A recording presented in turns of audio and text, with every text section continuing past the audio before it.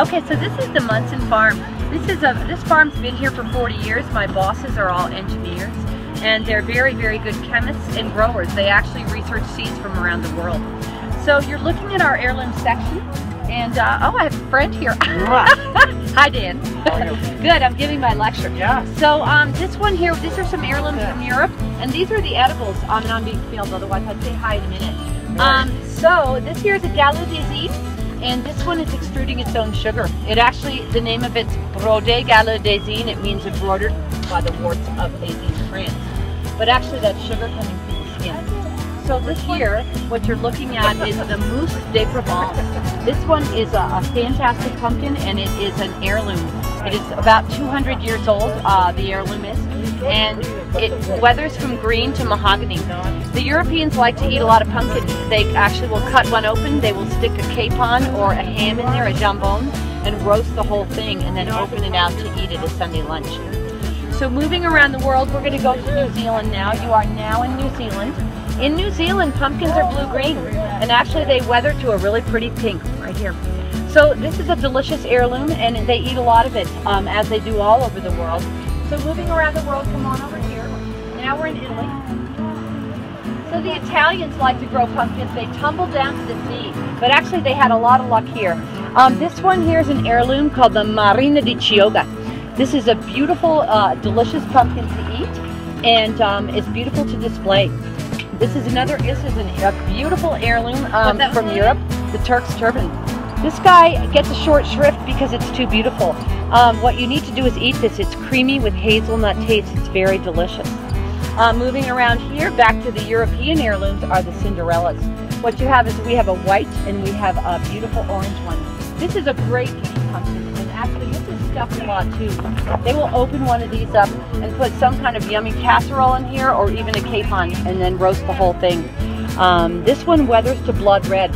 Heirlooms change colors and textures. We don't even have the GMO conversation here, because why would you fix something that's perfect? So I want to talk about hardening off. This is really important for you guys to know. Traditional farming meant that you cut the water off at some point, and it sent a message to this vesicle to create a hard waxy cover. That suspends those seeds into a state where you can put it in a root cellar, and it's holding on to those seeds to the spring. This meant that you root cellared it, and our ancestors had multiple root cellars because they would not have had enough food to eat. So Americans have gotten away from this food, and it's really a shame. It's the beta-carotene powerhouse of the planet. So these we like to sell for food, and we actually warehouse these out to you guys in box and wagon specials. Look over here, so you can do a box or you can do a wagon, and take them home and have them all winter. We leave in a couple of weeks. Our Christmas trees are getting ready. One of the most ancient cultivars known to man. It was grown in the Tigris-Euphrates Valley. We call it a crookneck or a bottleneck or a swan gourd. It tastes like cucumbers, but we haven't eaten it for, you know, many, probably 1,000 years. This grew because they needed to use it to dry it out and use it for a carrier. It was a water carrier, and every utensil, plate, cup, fork, and musical instrument came from this gourd. It migrated from Mesopotamia to Africa, and from Africa it came over to the Americas. A lot of slaves in the bellies of slave ships brought it over. Still as beautiful today as an ornamental as it was then. Really fun to dry out and use for decoration. This is the Japanese kabocha. This is written up in cancer journals for the amount of wonderful, nutritious beta-carotenes actually fights cancer. This is a delicata, creamy with hazelnut tones. All of these are different. They all should be an integral part of your diet. They are really important foods. Americans don't eat enough squash and pumpkins anymore. We're short on beta-carotenes. Women need squash more than men, and for reasons we don't have to get into, but really important to get these back in our diets. So enjoy these, display them. They're hardened off, which means you can display them now. You can eat them at Thanksgiving, you can eat them at Christmas, you can eat them at Easter. You can store them in a cool place. Get back to old food techniques and have a lot of fun.